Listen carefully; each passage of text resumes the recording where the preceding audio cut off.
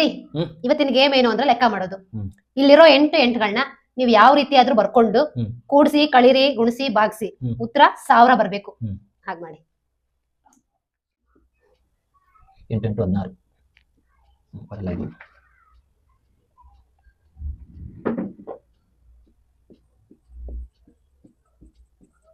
8 8 16 16 32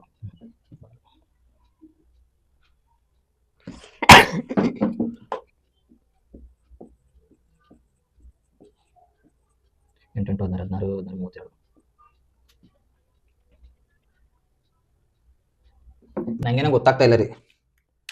ನೀ ಟ್ರೈ ಮಾಡಿ ನೋಡು. ಮಾಡ್ಲಾ? ಮಾಡು. ನೋಡಿ ಮಾಡ್ತೀನಿ.